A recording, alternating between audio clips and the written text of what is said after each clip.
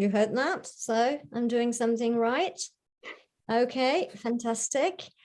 What else? I think that's about it. I am going to obviously introduce both of you. And then I believe you've got some slides, you've got some PowerPoint, so you should be able to share your screen, and we'll see whether that works. Hopefully it will. So if you don't mind, I'm going to introduce you both straight away, so that you can then talk and divide your points between yourselves as you think is fit. So let me start alphabetically by John. John Coffey is a professor of history at the University of Leicester, is published extensively on the culture of Anglo-American Protestantism from the Reformation, but also up to the 20th century.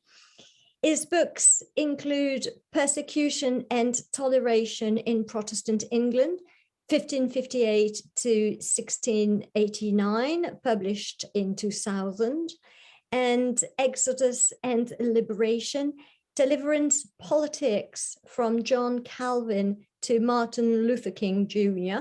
in 2014. And as you know, he was also co-editor with Paul of the Cambridge Companion to Puritanism in 28, and editor of the Oxford History of Protestant Dissenting Traditions, the first volume on the Post-Reformation Era, 1559 to 1689, and that was published by OUP in 2020. Paul Lim is Associate Professor of the History of Christianity at Vanderbilt University, is an award-winning historian of post-Reformation England, with particular focus on politics and religion. His Mystery Unveiled, The Crisis of the Trinity in Early Modern England, which was published by Oxford in 2012, received the 2013 Roland H. Bainton Prize as the best book in history by the 16th Century Society and Conference. Paul also wrote In Pursuit of Purity, Unity and Liberty, Richard Baxter's Puritan Ecclesiology in 17th Century Context in 2004, and he co-edited with John the Cambridge Companion to Puritanism. Paul, you are currently finishing a study of Christological debates in between roughly 1650 to 1750, entitled The Forgotten God, ? Jesus in Enlightenment England, and you were president of the American Society of Church History in 2018-2019. So thank you so much to both of you for being here tonight and having accepted our invitation to talk to our colleagues and students about Puritanism today. Thank you so much to both of you. Well, thank you so much for having us. I'll try and share the PowerPoint and then hand over to Paul.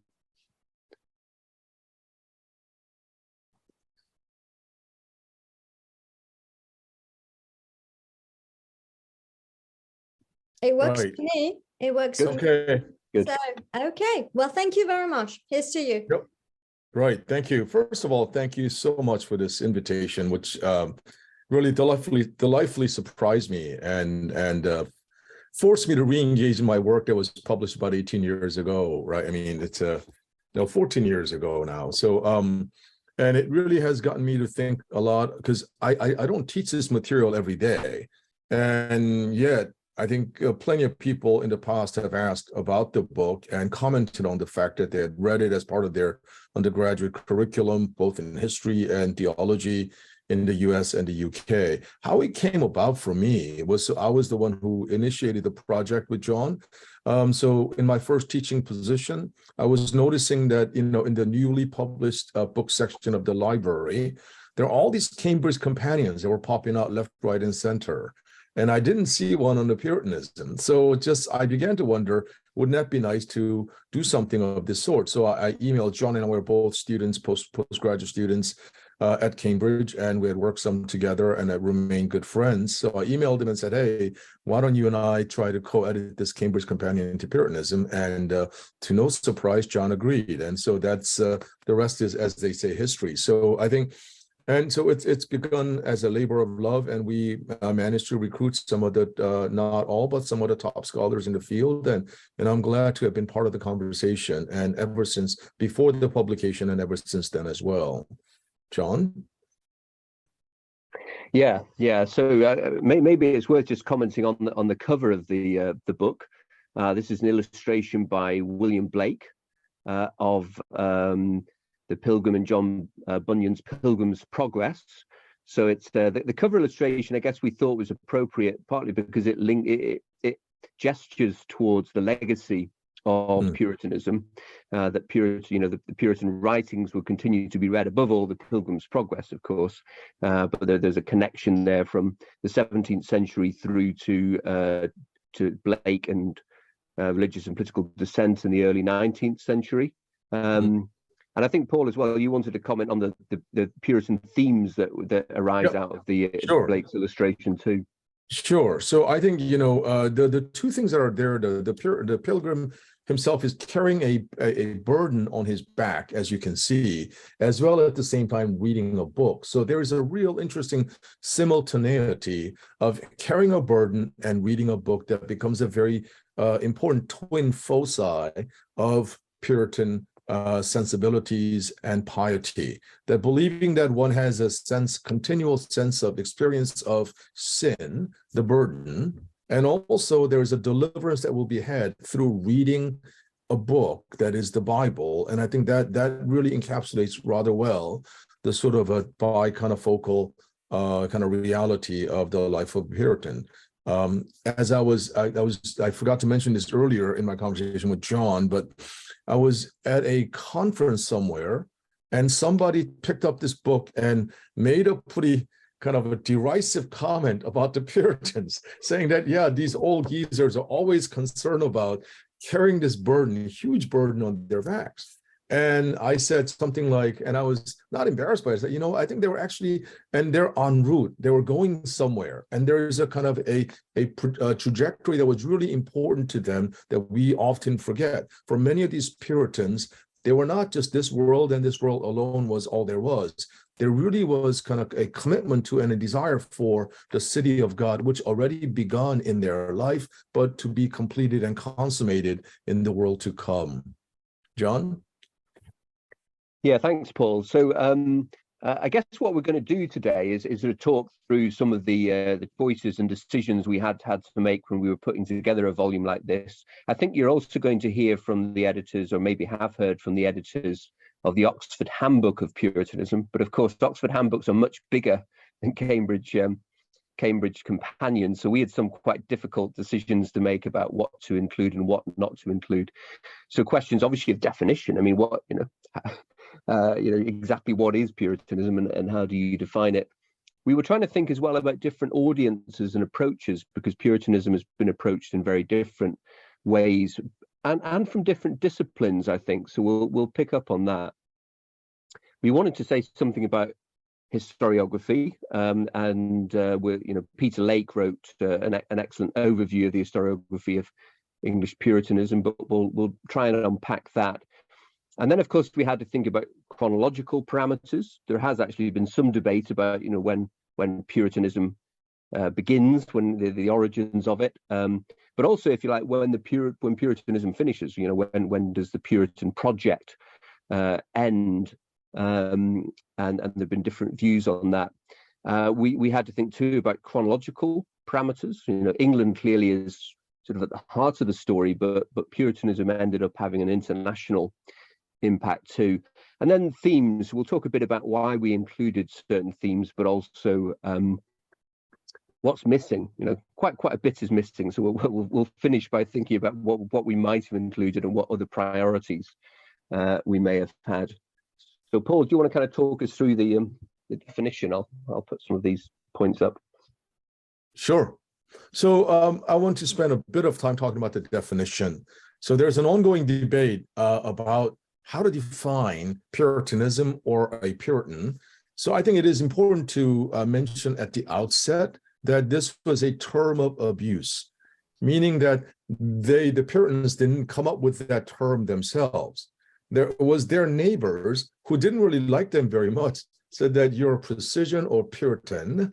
And it was really hurled as an insult, that they were concerned so much excessively about purity of their lifestyle, purity of doctrine, purity of preparing the church to be the kind of bride of Christ. So it was also a variety of Reformed Protestantism aligned with the continental Calvinist churches rather than with the Lutherans, meaning this, that, you know, as this Protestantism began in 1517 and onward, Martin Luther certainly was one of the key figures, but along with it were Huldrych Zwingli, John Calvin, and so on and so. So it became that kind of a multi-configurational, multi-kind of pronged approach.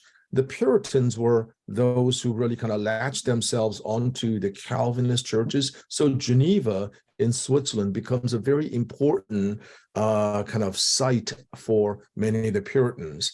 And so Puritanism was a distinctive and particularly intense variety of early modern Reformed Protestantism. So the two words that I want to emphasize are intense variety. So there is a level of intensity to the way that these Puritans practiced their religion and embodied their faith within the Church of England. So it begins within. So even though it has an external influence, foreign influence from Geneva and Zurich and other places, but it is also very important to recognize that it began within the context and the confines of the Church of England, which began with Henry VIII is kind of separating himself from the Church of Rome by declaring himself in the act of supremacy, the head of both church and of the state. It was a product of that unique environment and its tension. So you can imagine the tension when a monarch declares oneself to be the head of the church as well as one state. That was unprecedented in many ways. So, and there were many Christians under Henry's realm who began questioning whether that was great or not so great.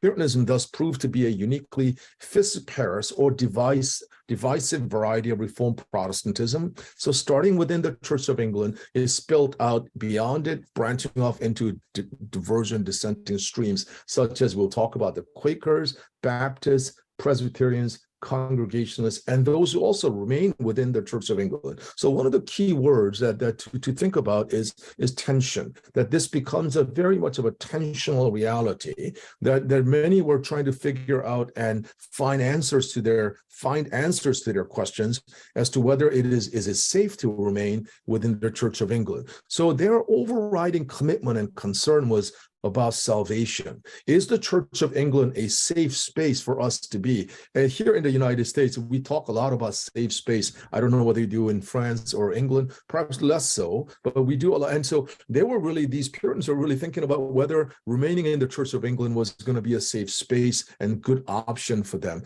So finally, Puritanism spilled out beyond the boundaries of England, overflowing into other lands and foreign churches. And we'll talk about this later on, but it was both through translation as well as transatlantic enterprises of empire building. And both these things, although initially initially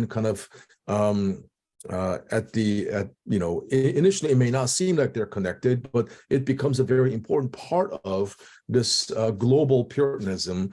And as we see even the effects of it today.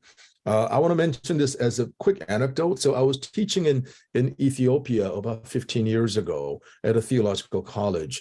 And so we were then taken to a remote village for Sunday experiencing their worship near Aksum. And then I went to this lay leader's house. So she had, many books in our own language, but there are a couple of these books in English. One of them was a Puritan paperback. So if you can imagine in 2010, in this remote village in Ethiopia, somebody having a copy of this Puritan paperback, I believe it was something by John Owen that she was reading, or she had a copy. So I do think that there's a kind of global dimension to this that we'll get back to later on. So over to you, John. Yeah, so I guess that those quotations come from the introduction, and I've been thinking kind of lately about about how else we might have explained Puritanism rather simply. And of course, one of their key slogans was "Further Reformation," and in some ways, that's perhaps the simplest way to approach Puritanism.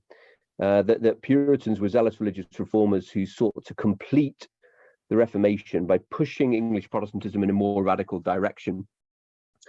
And I think, historians in recent years, I'm particularly thinking of Anthony Milton, have argued that right into the middle of the 17th century, you have these rival Reformation projects in England.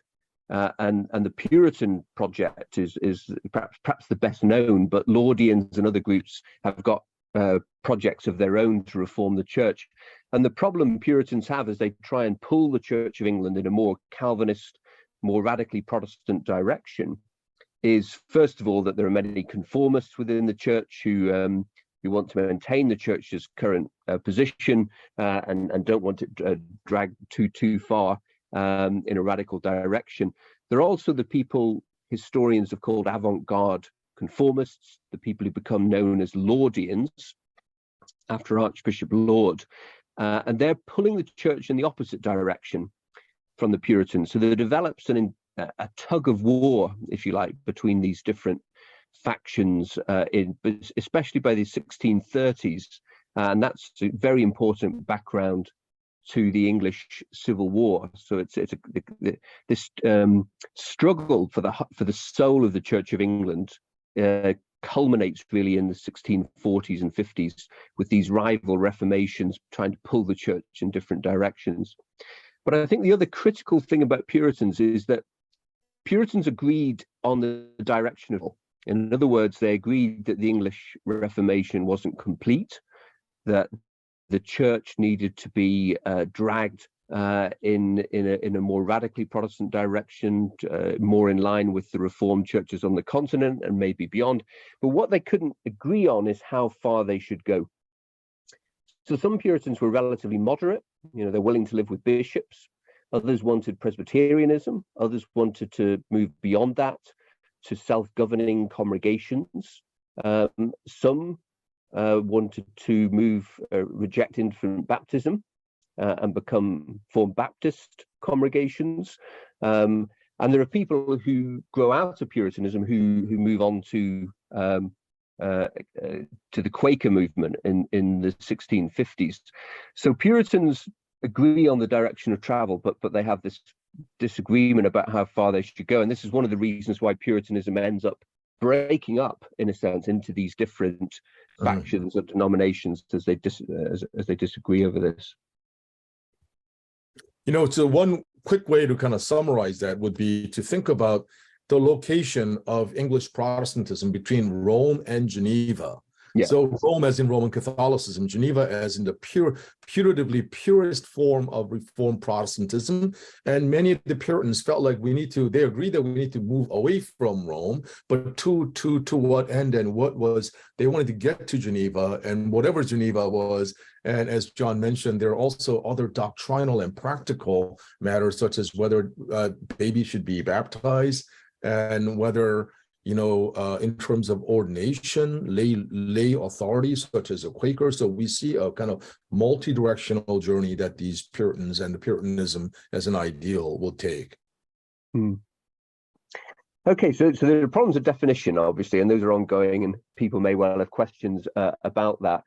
As we were thinking about it, we were also thinking about the variety of different approaches that scholars have taken to understanding Puritanism, and therefore the sorts of audiences who are interested in Puritanism. It's interesting in Britain anyway, Puritan still gets used as a term of abuse. There's a book out recently called the New Puritans, and it's an attack on progressives, those who are often described in English as the woke. So the term the New Puritans is still being used as a slur in the 21st century in popular polemic. So people have approached Puritanism from many different directions. I guess the traditional approach to Puritanism was very much through denominational history, so church history. So in the 18th and 19th and the first half of the 20th century, much of the work on Puritans was written by those who saw themselves as heirs to the Puritans, who belonged to churches or denominations who had arisen out of England's 17th century religious troubles. So groups like the Presbyterians, the Congregationalists, the Baptists, and the Quakers. These were the four major denominations who were known as Old Descent in England. And so it was a kind of insider history, if you like, which was written by these church historians. So that was one major approach. But Puritanism was also, if you like, too important to be left to just to church historians. So political historians within universities had also a long-standing preoccupation with Puritanism from the late 19th century, when history began to be taught really as an academic subject in English universities. And it was fairly obvious, really, that in order to explain England's troubles in the 17th century, the political turmoil of the period, particularly the wars of religion or the revolution which occurred in the middle of the 17th century following the English Civil War, one needed to resort to the politics of religion. And Puritanism was an essential element of understanding that story. So political historians, ever since the late 19th century, have had to get to grips with Puritanism in order to understand how these huge disputes about rival reformations of the church spilled over into the political realm, culminating in the outbreak of civil war in 1642.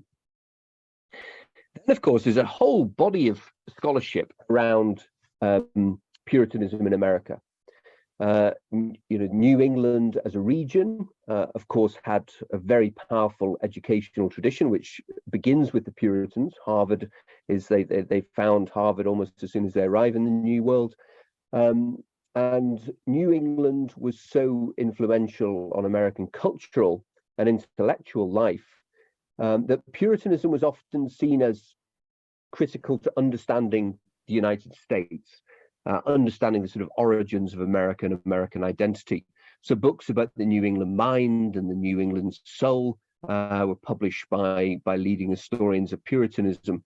And it was a subject that preoccupied many in the field of American studies, perhaps less so, I think, in recent years, because in recent years, there's been a move away from history dominated by white Anglo-Saxon Protestants to a much more diverse history of the United States. But Puritanism does still remain pretty important for understanding the evolution of the early colonial America and then the early American nation in the 19th century. And then, of course, there was a whole body of work associated with modernization theory, inspired in many ways by Max Weber and his famous book on the spirit of capitalism. So I don't know, can you still hear me okay? Because I can see my pictures blocked out, but you can still hear me. Good. So yeah, Max Weber's book on Protestantism and the spirit of capitalism, the Protestant ethic, was very influential and inspired various other studies into how Puritanism and modernity might be linked. So that was a kind of another body of work. And then, of course, there's been a rich body of work on Puritan literature, above all on John Milton, but also on John Bunyan, and then more recently on women writers like Lucy Hutchinson and Anne Bradstreet. So Neil Keeble wrote a fine essay in the Companion on that. And then the other area, which is in some ways not dissimilar to denominational history, but is more about the theology that the Puritans wrote. Historical theologians have been very interested in Puritan theological writings, particularly William Perkins, but then in the later period, Richard Baxter and John Owen. There's a kind of cottage industry of writing about these theologians. And often that happens completely separately from the work that's going on in these other fields. So these different fields are often operate in separate silos. And in some ways, we wanted to engage with them in different ways. So I suspect that the companion addresses some of these areas more than others. So actually, it probably addresses denominational history and political history a bit more than some of the other areas. The other question, I suppose, is to what extent the book was suited to non-specialists, because I think some of the essays were relatively accessible, but obviously scholars are often writing and assuming quite a high degree of prior knowledge. So I think yeah, so some of the companion is probably more successful than others. But over to you, Paul. I thought that, you know, the part that really mattered a lot was the whole how it tied to the kind of a historiography of denominational history on the one hand, but then that really led into other areas. So in America, when we talk about Puritanism, I think there is almost always a kind of preoccupation with New England Puritanism, but there's been a greater awareness that other Puritanisms or varieties and branches within it really mattered a lot. So when I teach this material, especially about English Puritans or early modern English religious and political history, it really is a bit of a work for me to explain to them why Puritanism actually mattered, that was not a term. So as you mentioned, John, that the notion of the idea of Puritanism being a term of abuse is still with us in some mindsets today. So some of the students find the idea slightly off-putting, but once I try to explain to them that their presence at that time period between, you know, Elizabethan all the way to the latter Stuart period really mattered a lot as a way to really understand the mentality then they understand. So I think for non-specialists, the way that this book has been used, at least in my teaching experience, has been to explain the general importance of the concept and the presence. And then some of the essays were a little bit of a challenge for them. So I need to interpret the thrust and the gist of it, then they were okay. So then I think we're on to the historiography. So over to you, John. Yeah, so yeah, let's say a little bit about different schools of scholarship on English Puritanism. It's a rather different story if you think about New England Puritanism. But in the case of English Puritanism, and I know that you are focused particularly on English Puritanism up until 1642. So I'll concentrate on that because I think that a lot of the debate in English historiography has actually been leading up to 1642. In other words, one of the big questions in English, early modern English historiography is why did England have a civil war that broke out in 1642? And Puritanism has always been part of the story. It's just where it fits within the story has been contested and seen in rather different ways. So in the 19th, early 20th century, the dominant school of approach would have been Whig history, which was liberal in its political outlook, associated particularly with an historian called S.R. Gardner. He wrote a massive history of early Stuart and revolutionary England, but also with literary scholars, Miltonists like William Haller.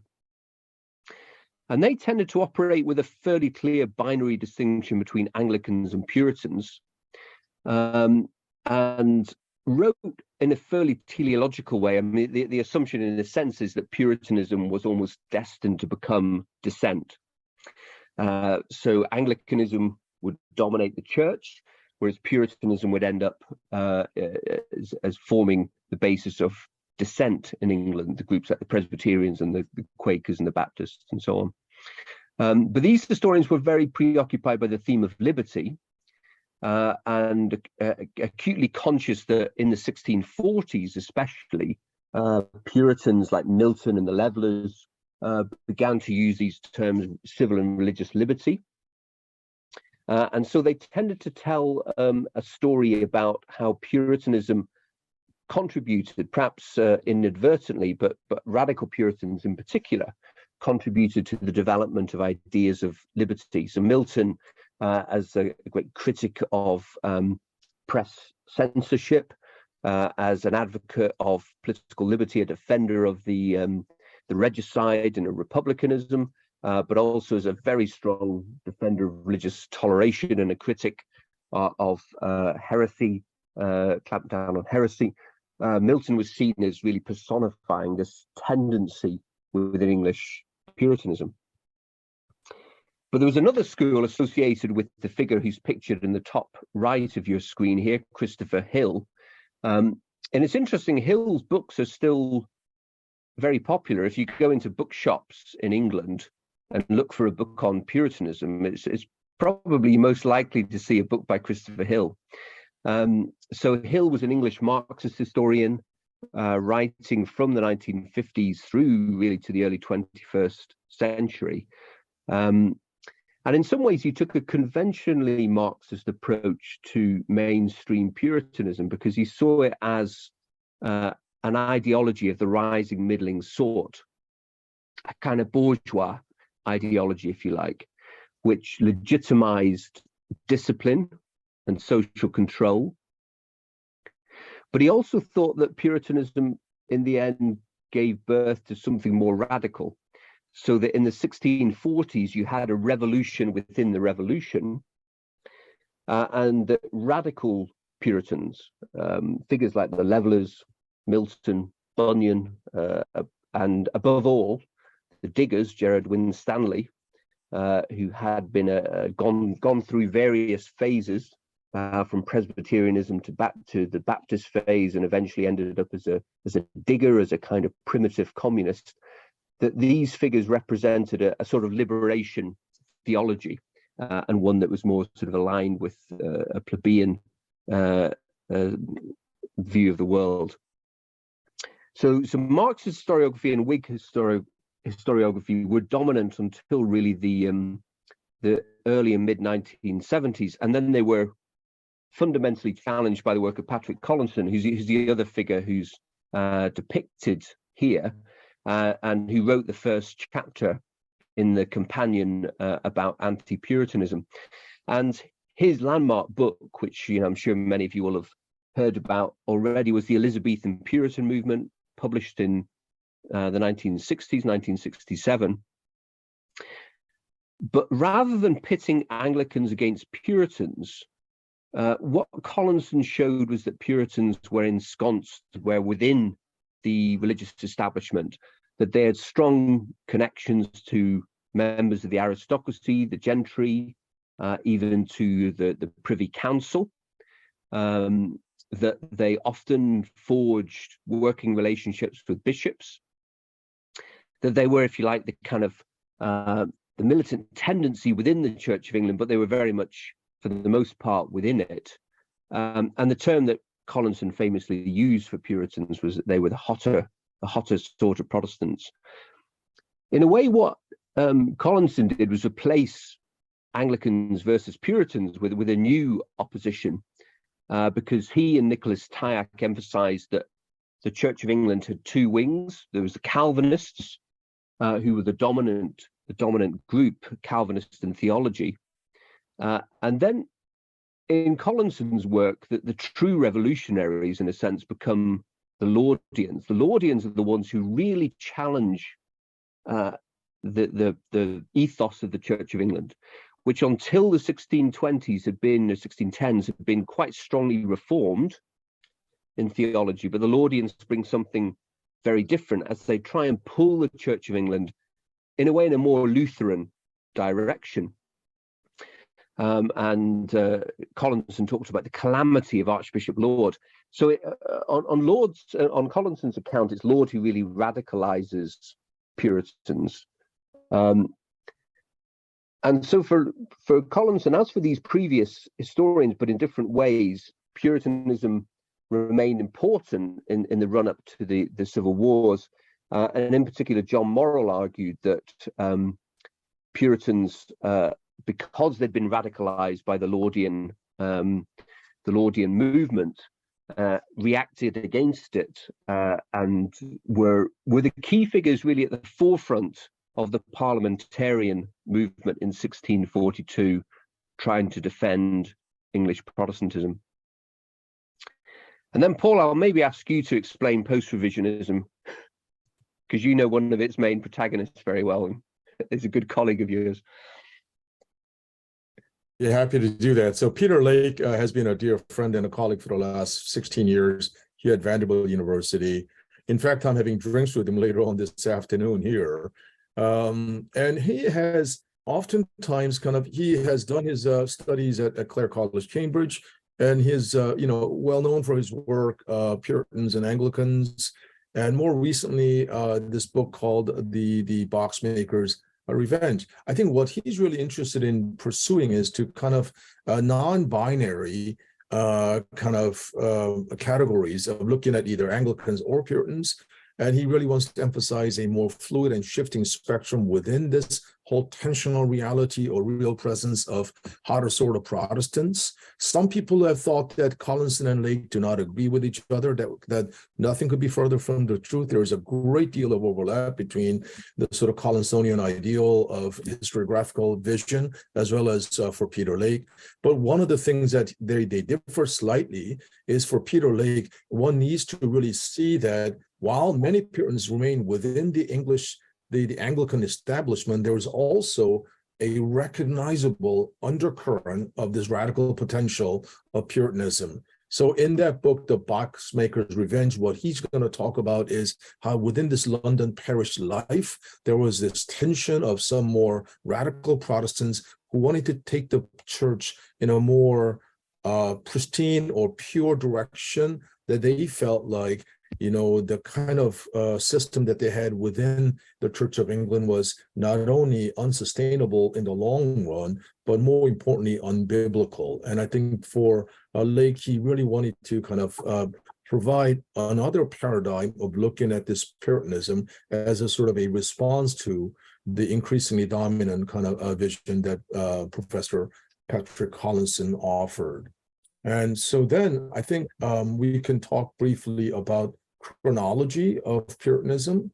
And we have the first part was about chronology highlighting these 5 chapters, one by Pat Collinson on anti-Puritanism, second by John Craig on the growth of English Puritanism, which corresponds nicely and neatly with Elizabethan Puritanism, though he actually does talk a little bit about the reign of Edward and how Edward's reign, the Edwardian Reformation, really mattered as a sort of presaging element or prefiguring element to the Elizabethan moves.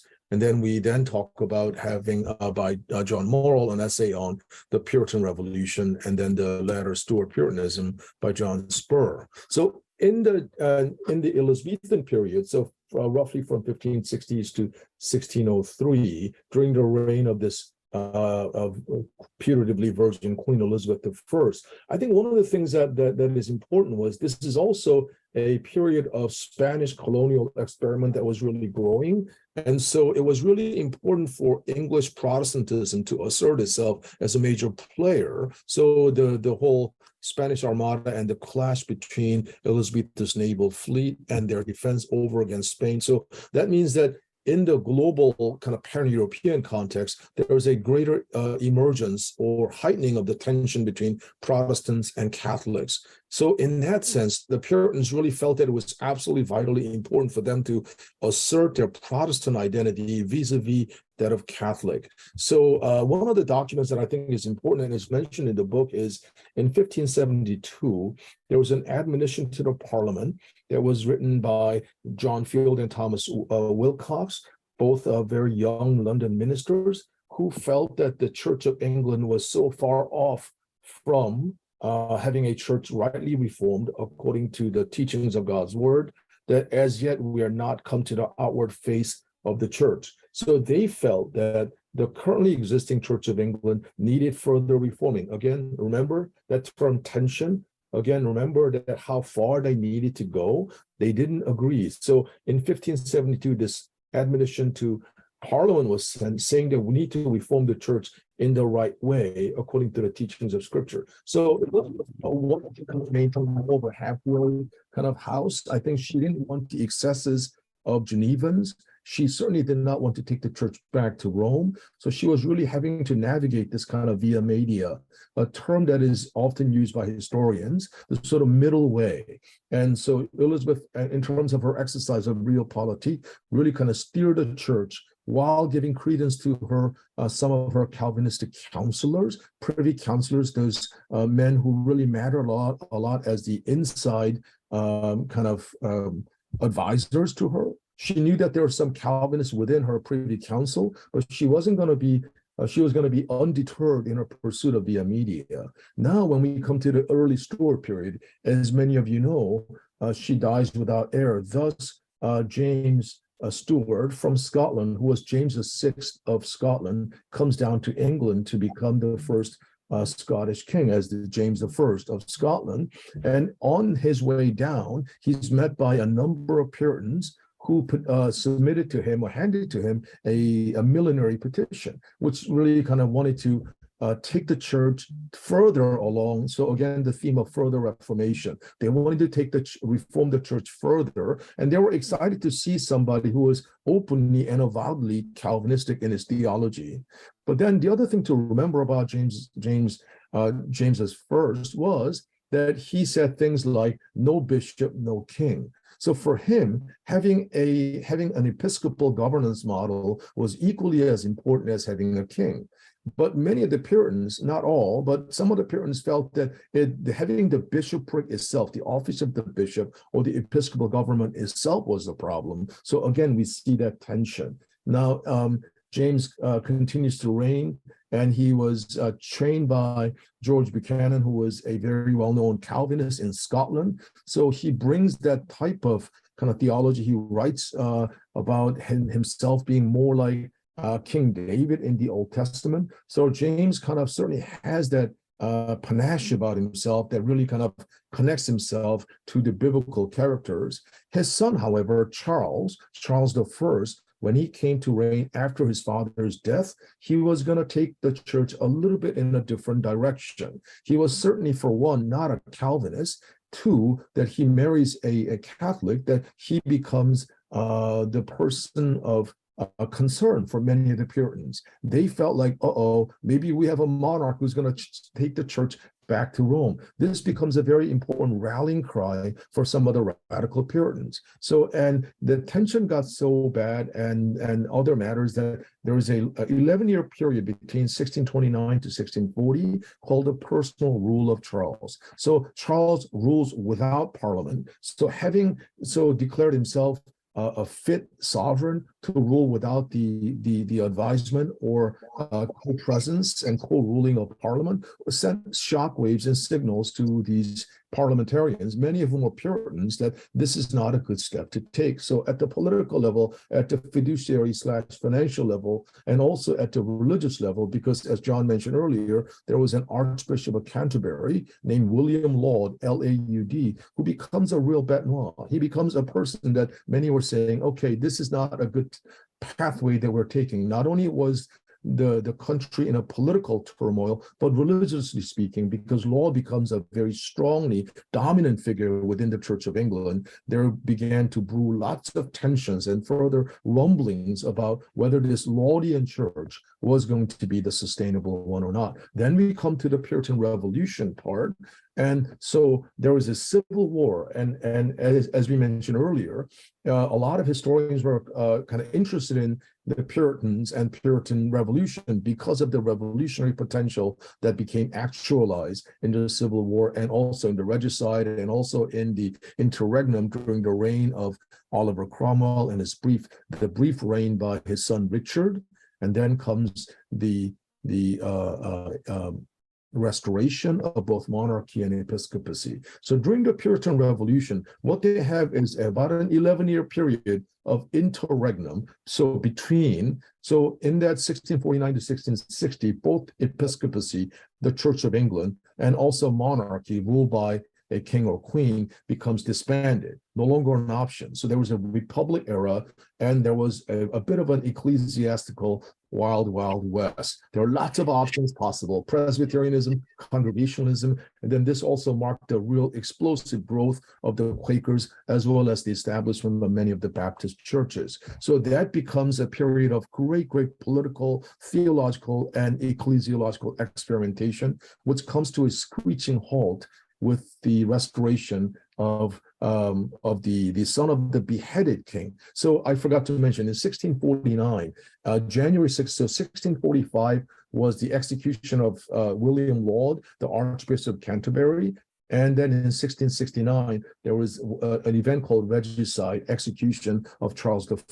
So if you can imagine something like, I'm in the US, so execution of the president, right? Biden or Macron or, Charles III in England. I mean, that would be unimaginable for many. And yet these Puritans, not all of them were not all regicides are Puritans, and many Puritans were, really against the regicide. But then this happened, so it really sent the shockwaves, and many of the royalists, so supporters of Charles I and II, really blamed the regicide on the Puritans, and you can understand why. So later Stuart Puritanism. So after the return of both episcopacy, the church, and monarchy, the government, what then happens is that Puritans were ejected from the Church of England, many of them, though some remained. So then the issue of conformity, and we didn't mention that earlier, conformity or non-conformity or separatism were the kind of markers of the tensional reality.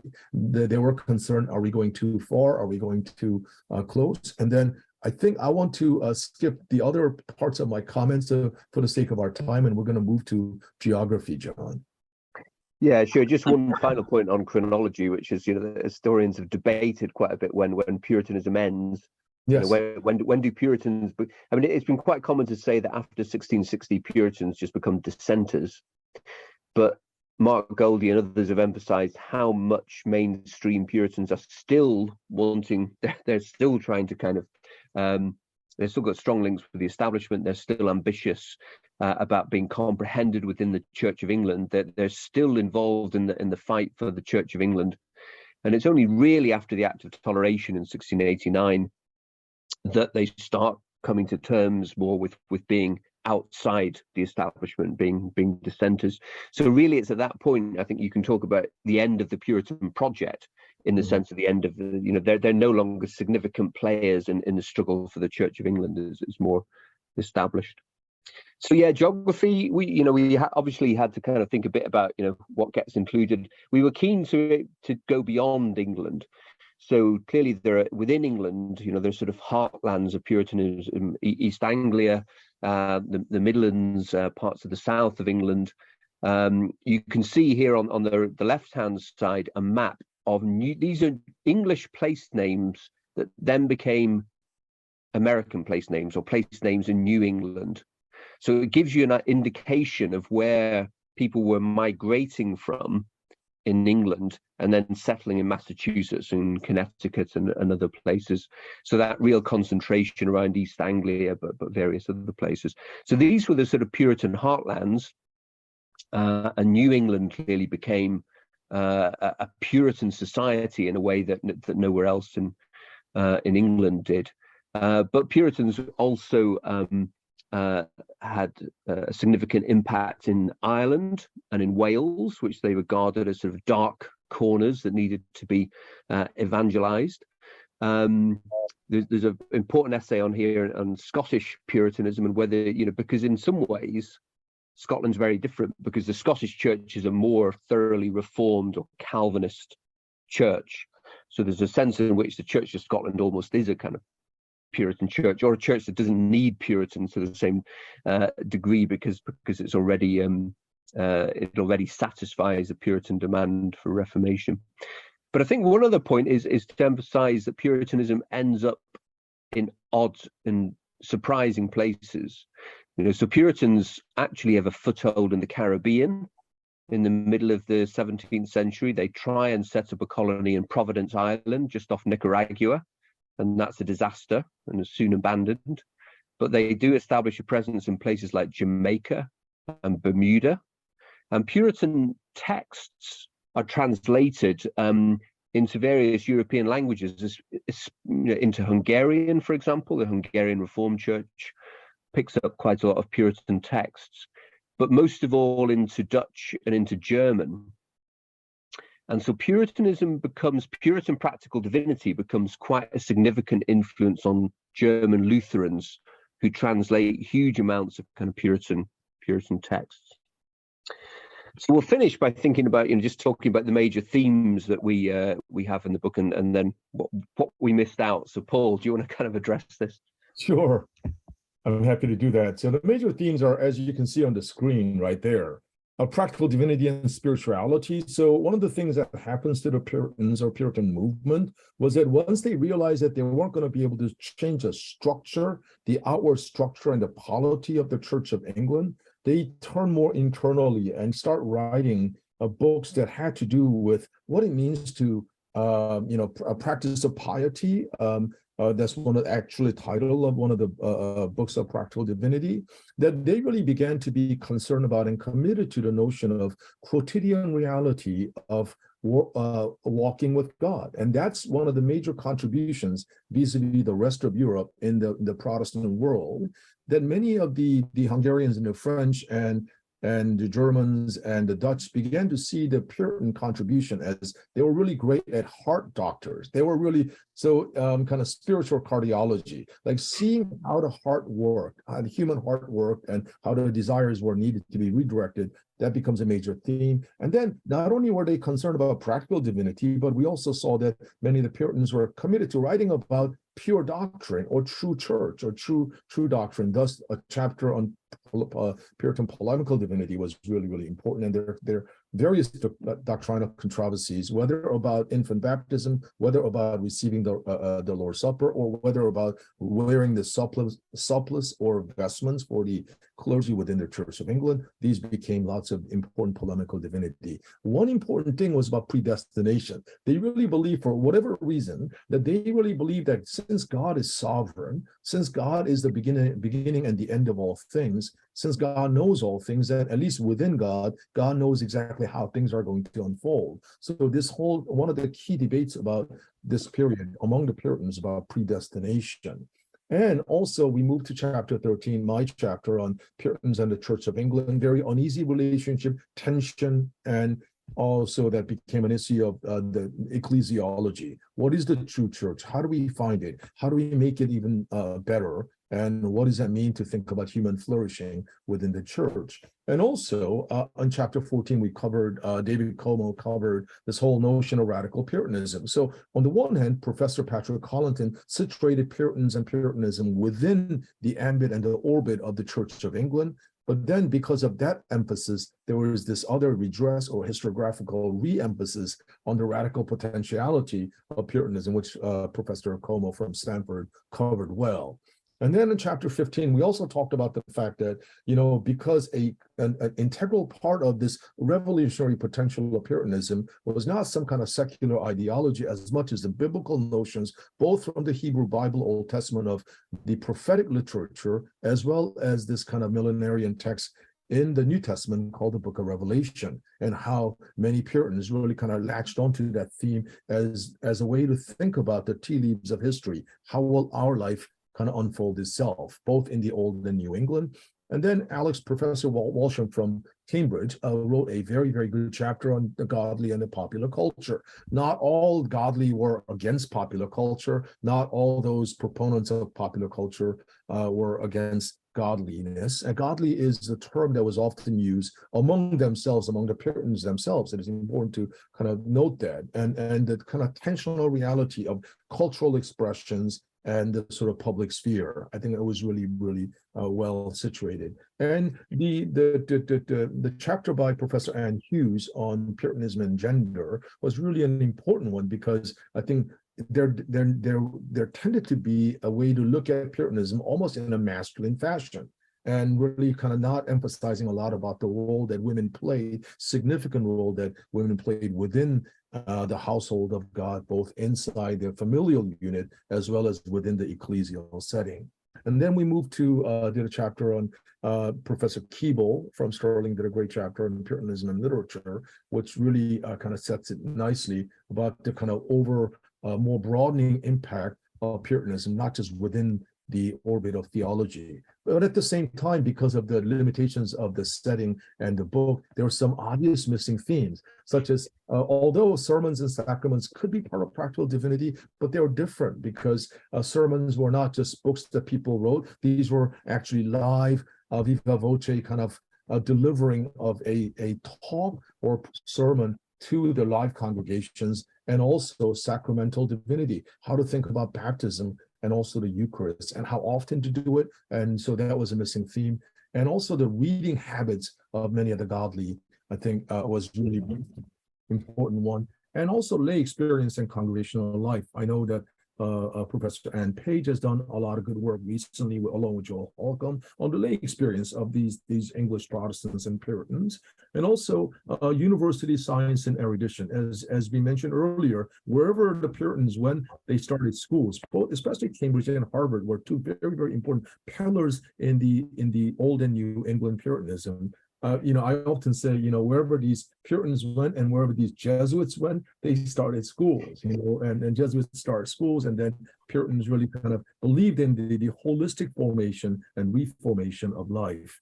And witchcraft and witch hunts, again, Stuart Clark's great book, Thinking with Demons and things like that, we didn't really get to cover that as much. So, and then Native Americans and enslaved Africans. Of late, my work, along with the work on Christology, is thinking about Reformation period as a re-examination of this kind of phenomenon of racialized and religious and racial others. So I think we didn't get to cover that as much, again, because of due to limitations of the space, but also the types of scholarship that was around at that time when our book was coming out. John, over to you then for the next slide.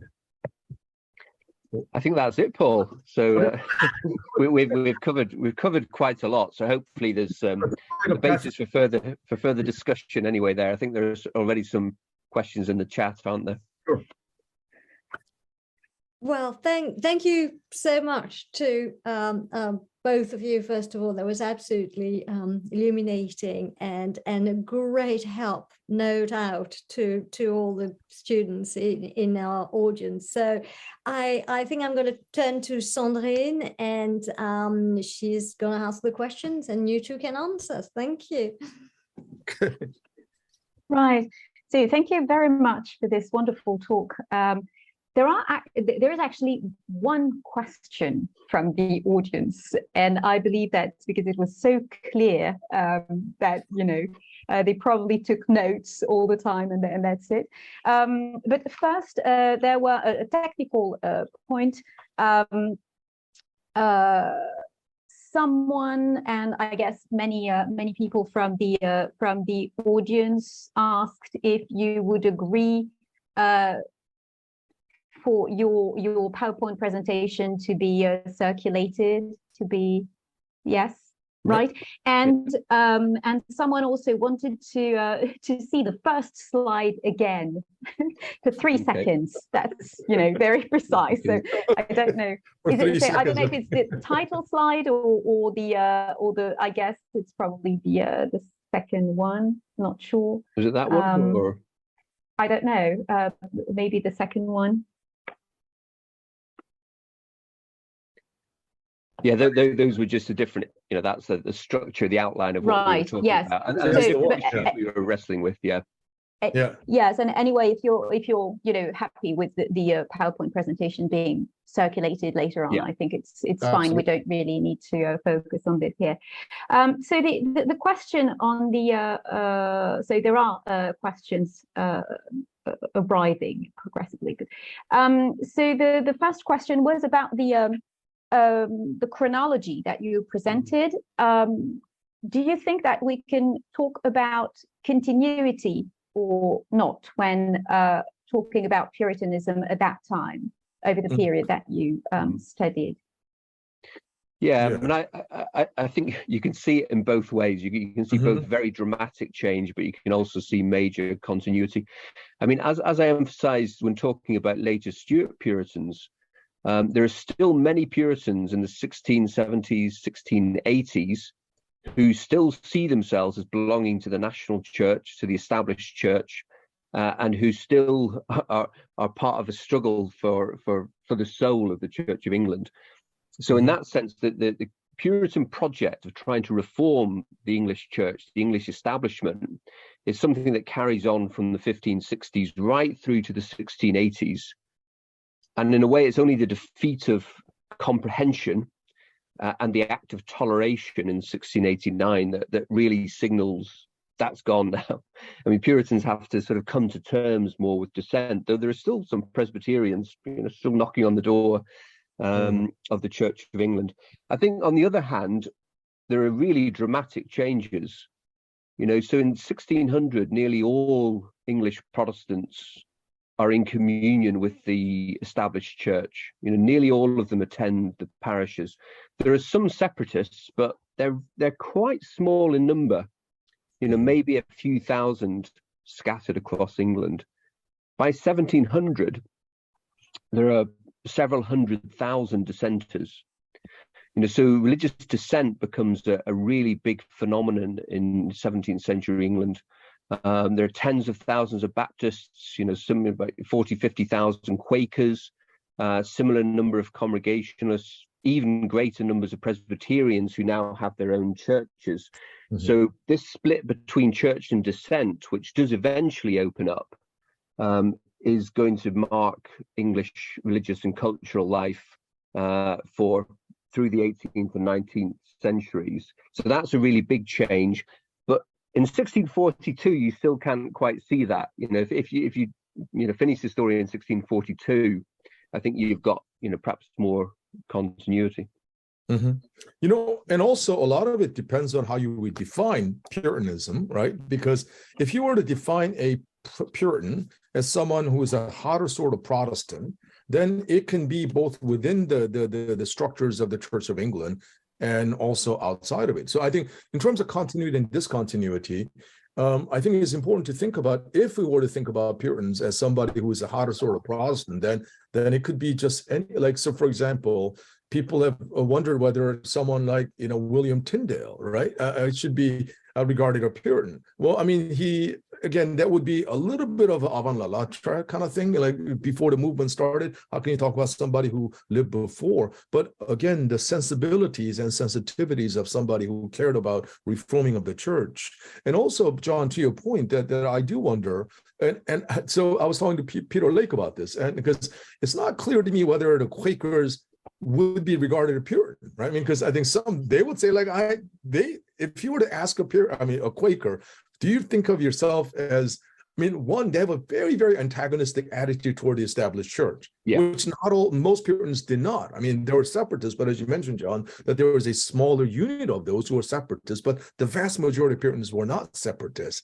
So, and so I include the Quakers as part of the Puritan circle, but then one has to wonder whether they themselves would recognizably say, oh yeah, I'm one of you. And it didn't seem that way, but then again, it then raises a question of the ambiguity and the overlapping nature of these Puritans and Puritanism itself. But precisely because of it, I like to see more of a longue durée kind of presence of Puritanism rather than something that ends screechingly at 1642. I don't think that's the case at all, or 1689 for that matter.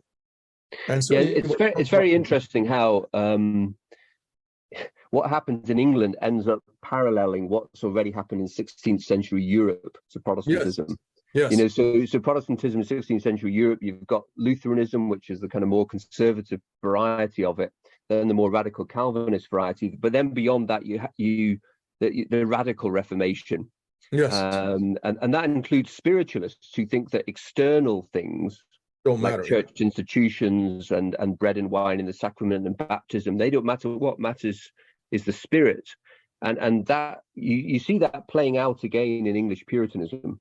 And of course, those who still believe sacraments matter think this is terrible, but it's also risen out of this reform impulse, and this question of how far do you go? How far does Reformation need to go before you've purified Christianity of all its kind of late medieval accretions? Thank you very much.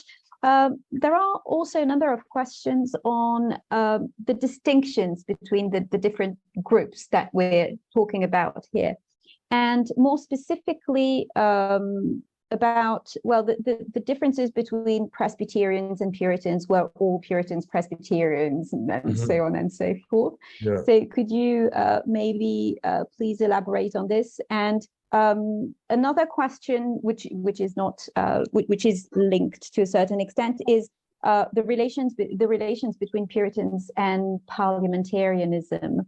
There's one question about how we can account for the role of Puritans in the growing role of Puritans in Parliament over the period.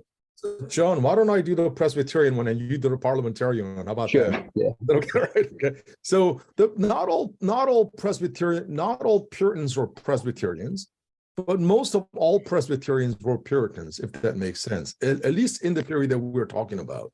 The Presbyterian, so presbytery, so the whole push between, so Elizabethan Puritan movement, book by Patrick Collinson, really talks a lot about the Presbyterian movement as one of the first kind of impulses within English Puritanism that really sought to create a further reformed paradigm of the body of Christ or the church. Many Presbyterians believed that episcopacy, governance by bishops, was not the best way to instantiate the body of Christ, the church. They felt that a structure that was much more a parity, so there would be presbyters, but they were different from bishops, that it was much more congregationally orientated without a supervising presence of a bishop, was much more biblically sound. So they argue that they felt that presbyters/elders were much more, and again, one key theme to think about is restorationism or primitivism. Almost all the Puritans agree that they have to do everything in life according to the dictates and teachings of Scripture. So both Episcopalians and Presbyterians argued along what the Bible, especially the New Testament, had to say about the governance and polity of the church. So Presbyterians began to be more prominent. So by the time you come to the Civil War period in the 1640s, there was what is called the London Provincial Assembly, work by Eliot Vernon and Joel Holcomb and others have really illuminated that phenomenon, that there were quite a number of London Presbyterians who had not really separated themselves from the national church. They were believing that this alternative paradigm was actually the better mode of being church in England at that time. Again, the many Presbyterians, such as Richard Baxter, would be aghast to be lumped together with the separatists or Quakers, again, kind of noting the fluidity of that term itself in the movement. But I would say that Presbyterianism began as a further correctional kind of move vis-a-vis the Church of England. They felt like, okay, the church, Catholicism, that church is really problematic. But then they also felt that what was problematic about Roman Catholicism was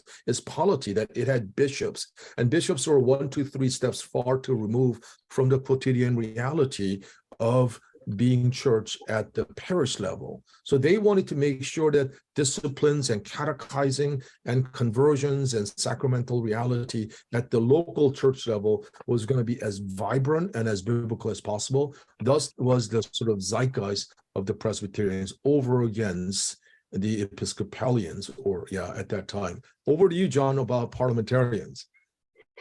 Yeah, so I guess the problem Puritans face in their campaign for further reformation is that they don't have the support of any of the monarchs. Of Elizabeth I, she's not enthusiastic about Puritanism at all. James I is a little bit more sympathetic to some elements of Puritanism, the preaching, for example, but he doesn't really want them to reform the liturgy and he's very strong on bishops and so on. And Charles I is particularly hostile to the Puritan agenda. So the Puritans then have to think, okay, how do we advance our agenda. And one of the best ways to do it is through Parliament, which doesn't meet every year. It meets whenever the king decides it meets, whenever the king or the queen need money, need revenue. But when Parliament meets, Puritans tend to be bringing their grievances before Parliament. And in 1640, when Charles's personal rule without Parliament collapses as a result of the Scots rebellion, it's the Scots who really start the British troubles in the mid 17th century. Parliament meets again, and it becomes dominated really by Puritan voices, particularly by a man called John Pym, who's a leading figure in it. But many other Puritan lawyers, especially, are significant figures in Parliament, the Irish Rebellion in 1641 causes a huge dilemma, because there's a who's going to raise the army to suppress the Irish Rebellion in 1641. Parliament wants to control the army, but so does Charles I, and that's one of the things that leads to civil war in 1642. And the parliamentarians are really dominated by Puritanism. I mean, not all parliamentarians are Puritan, but Puritans are in the driving seat in the English Civil War. And that's why all of those four different schools I mentioned, the Whigs, the Marxists, the Revisionists, the Post-Revisionists, Puritanism is pretty important for all four of them. They just sort of understand it in somewhat different ways. But it's also why, the Whig historians talked about the Puritan Revolution, which now has a bit of a Victorian feel to it. And historians these days use the term the English Revolution, which owes more to Christopher Hill and Marxist historiography. But the English Revolution still retains, I think, a very powerful Puritan character, because Puritans tend to dominate. And of course, when Charles I is executed, the figure who rises to the fore is Oliver Cromwell, who's indisputably a Puritan in his cast of mind, in his agenda. Okay, thank you very much. So a follow-up maybe on historiography. There are a few questions on this aspect. One is about the recent history of emotions when it comes to Puritanism. So, well, can you say something on this approach to Puritanism? What do you think of it? And also there was something else, but maybe you can start with this one. And there was another one on historiography as well, but I'm going to find it again. Thank you. Sure. Maybe I can give it a go, and then John, you can follow up. The first slide that we showed, the William Blake sketch of a Puritan carrying this incredible burden on his back. Imagine yourself carrying a big burden on your back. What would you do with it? You will try to get rid of it. You'll try to somehow dissolve its weightiness on you. Thus, their whole history of emotion. So, I've had a couple of graduate students, postgraduate students working on Puritans and Puritans, predestinations, and psychiatry or psychology. Like this whole, like nowadays we can go see therapists, right? But then now the whole birth of practical divinity was, in a way, the concern to address these anxieties about, am I damned? Am I elect? Oh, what's going to happen to me then and there, but here and now as well? So I do think that, for example, the person that I work with for my PhD, Richard Baxter, he writes a kind of a very, very serious compendium called A Christian Directory, in which he actually offers multifarious counsels on what to do when you have these symptoms, and if you feel morose, then these are things you have to think about. So they become really kind of doctors of the soul. So I think history of emotions, I think on the one hand, I think deals with that, but also the other part that we didn't get to talk about in the book was about witchcraft and the kind of enthusiasm, right? The kind of the excessive emotions, or that gets often connected with the kind of possession. So a current graduate student is working on this project called Enthusiasm, Madness, and Depression within kind of a, it's a transatlantic kind of a project of New England and Old English Puritanism. And I think he's discovering that there are a lot of these discussions about enthusiasm. So instability of your mind is either caused by internal kind of, problem, or it's externally kind of prompted by the devil or the witch. And so it really raises a lot of these multifarious questions that we sometimes may not think about. But what is important, though, is that the emotions seem to matter to them a lot. That emotion often caused by the burden that you carry, but also, are there some external agents that are actually plaguing my mind? So that becomes another important question in terms of also about early modern science, right? I mean, how do we think about, the presence of somebody else? Is there anybody out there, as Pink Floyd used to sing? I mean, is there anybody out there, or is it, if there's nobody out there, then maybe it's all internally driven thing? And I think Puritans did play a pretty significant role in diagnosing. So Richard Baxter wrote this book toward the end of his life called The Certainty of the World of the Spirits, as a way of kind of arguing against the contemporary Sadducees who believe that there's nothing outside of the external world. I'm probably forgetting something, so John, please go ahead. I think there are lots of other questions. You've covered that one quite well, Paul, so I think probably better move on to other ones. Mm-hmm. Right.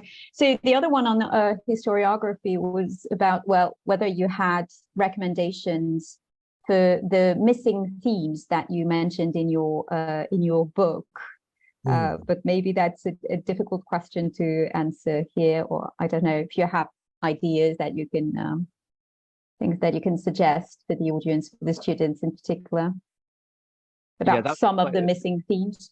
It might be worth us putting together a short list on those, and right. I don't know if that can be emailed out. That would be useful, maybe. To yes, of course. Yes. Right. So there's another interesting question about the role of printing in the rise of Puritanism, which is not very often tackled, not that often. And so, what can you say about this? Yeah. Richard Baxter, again, not really kind of harp on him too much, but he wrote that he would rather write these penny godly, so smaller books that could be carried on the peddlers' backpacks, rather than write kind of a folio volumes where only the learned can read. So there was a very intentional strategy on the part of some of the Puritans. Like, for example, again, let's assume that Quakers are part of the Puritan family. They were really big on shorter books, pithier texts that are going to really get at some of the major important themes of life. So in terms of publication, so Baxter and Bunyan become two of the best-selling authors by the end of the 17th, and people are often surprised. Not Shakespeare, not Milton. Yeah, I know, right? But it is, again, they were really kind of their approach. The audience was more mid-brow market, right? They were not necessarily trying to impress these theologians at Louvain or Sorbonne or Oxford or Edinburgh or Cambridge. They were actually trying to get at the readers that were actually going to buy these books. So it becomes a really explosive growth of this publishing industry, thanks in some measures to the Puritans and a lot of the radical Protestant texts and so on. So I think that's something to think about in terms of translation or publications and Puritans, and that happens on both sides of the Atlantic as well.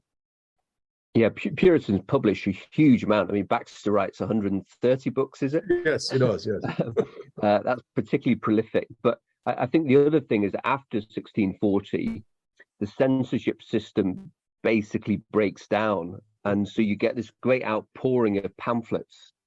And that's in a way when Puritanism starts to break apart most, because all kinds of radical ideas are advanced in the 1640s. It's one of the reasons that makes the 1640s and the English Revolution a very exciting period to study, because such an extraordinary range of ideas are canvassed in these short pamphlets. David Como is somebody who's written about radical parliamentarians. He goes into these pamphlets in detail and shows how kind of explosive many of the ideas that were being advanced in the 1640s were. But even back in the Elizabethan period, Martin Marprelate and print is absolutely crucial for Puritans in advancing their agenda. Right. Okay. Thank you. maybe one last very precise question, and then something more personal, if I may say so.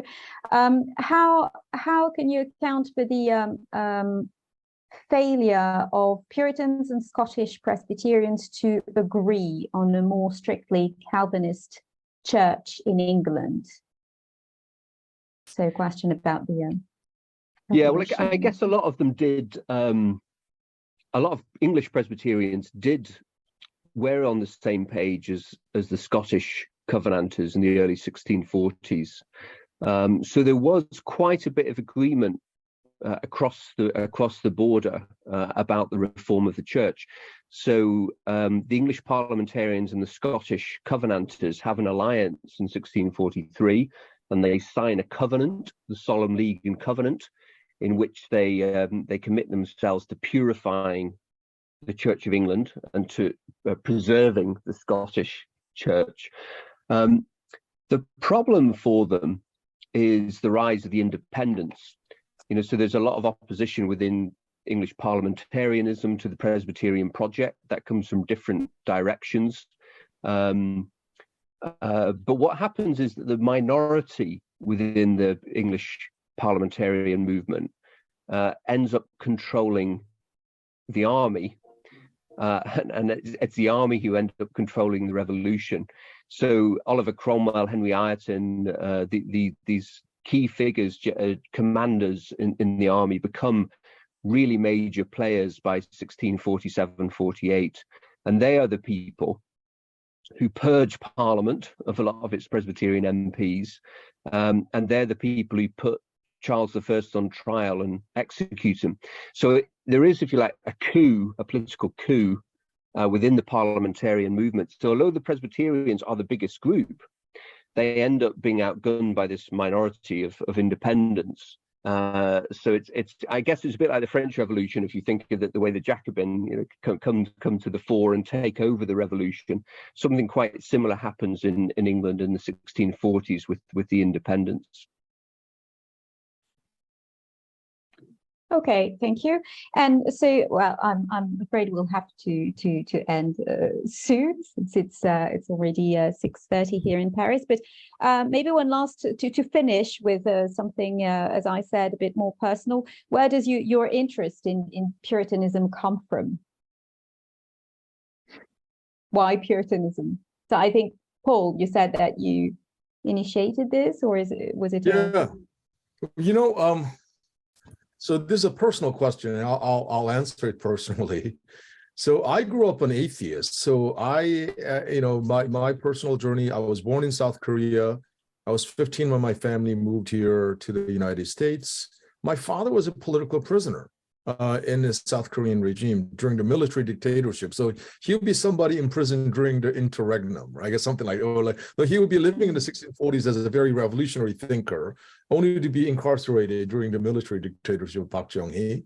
And so I think my life journey, I grew up an atheist, happy as an atheist, and something happened to me during my university years at Yale University. I became a Christian. And then my worldview began to kind of be reorientated dramatically.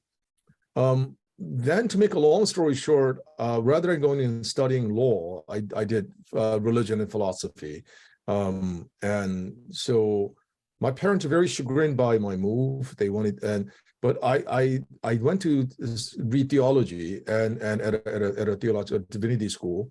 And one of the texts that I read for a class on practical theology was Richard Baxter's Reformed Pastor. And I was blown away by what I read. It was one of this, because he begins a chapter by saying, many a tailor hardly goes in rags after having provided beautiful clothes for other people. Many a chef barely licks their fingers after having provided wonderful. And then he goes, many a preacher now sit in hell. And after reading that, I said, I better get out of this thing as soon as possible. But there's some kind of very strange existential magnetic appeal about this man named Richard Baxter. I don't know how else to describe it. Like, I read many other texts, but that book that I read and the emotion that was generated within me really kind of drew me to this, because to me, Puritan was a dirty word. Puritan's like, don't be so puritanical. So to study Puritanism was the last thing on my mind, like absolutely the last thing on my mind. And then I talked to my advisor, Jane Dempsey Douglas, she said to me that you should go to Geneva or Cambridge.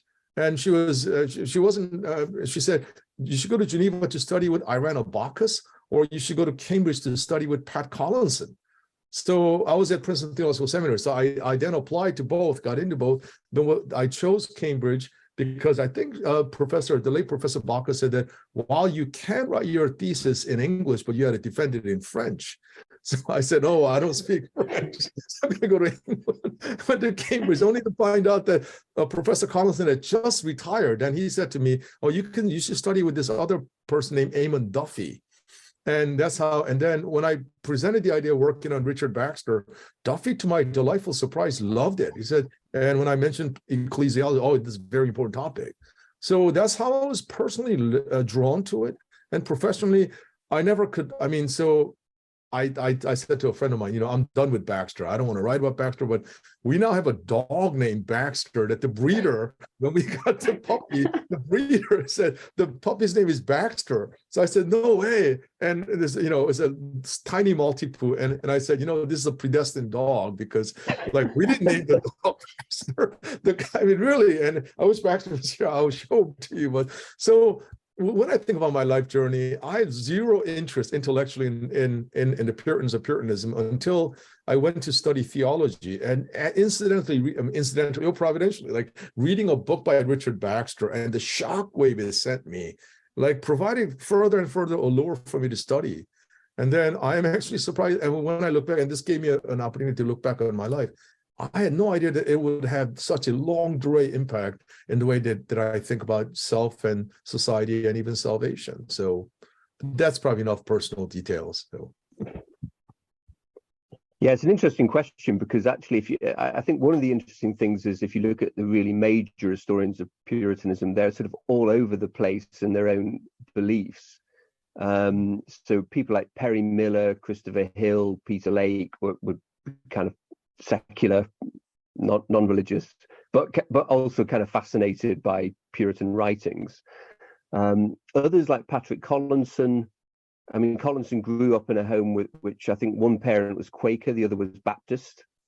And although he became an Anglican, that I think actually informed his understanding of his sympathy for Puritanism in a way. I guess I'm a bit similar because my father was a pastor, a church pastor, so that gave me a natural curiosity. He was also a Presbyterian who became a Baptist. So in some ways his trajectory was not dissimilar to various people in the 17th century. And then when I was studying at Cambridge, I guess there were some really influential historians of the period. So that's what kind of drew me into studying the 17th century. So John Morrell was Collinson was teaching there when I was an undergraduate student and then a PhD student. John Morrell, Mark Goldie, all of these figures were thinking about how Puritanism fits into the story of 17th century England, and they're different kind of approaches, but it was a big preoccupation in quite a lot of the historiography at the time. So that's why I ended up writing about it myself. Okay, thank you very much. Thank you for sharing all this with us. So I'd just like to apologize to those in the audience whose questions I could not ask. There were other wonderful questions really, but unfortunately we don't have time. So thank you again. Mm-hmm. Thank you. Sorry, what a wonderful way to finish on more personal notes. And I for one didn't know all that about you, so I'm very glad you spoke a little bit about yourself. And once again, thank you, and may I wish you all a very happy Christmas and New Year. And frankly, we couldn't have thought of a better way to end our term, and we are very, very grateful for the amount of time you've put into that, and for absolutely crystal clear explanation about what Puritanism is, making us all redundant. So I think probably the students can go and have a look at the video and then that's it. So thank you very much to you. Thank you very much to all the listeners, and have a very Merry Christmas, and we'll see you all in the new year. Thank you. And I hope France wins 2-0. That Mbappe and Anthony Griezmann score 1 goal each. Thank you. I wouldn't have dared add that, but I'm glad you did. Thank you very much. So let's see what happens on Sunday. Right. Okay. Bye-bye. Cheers. Thank you. Bye. Thank you very Bye. much. Bye. Bye.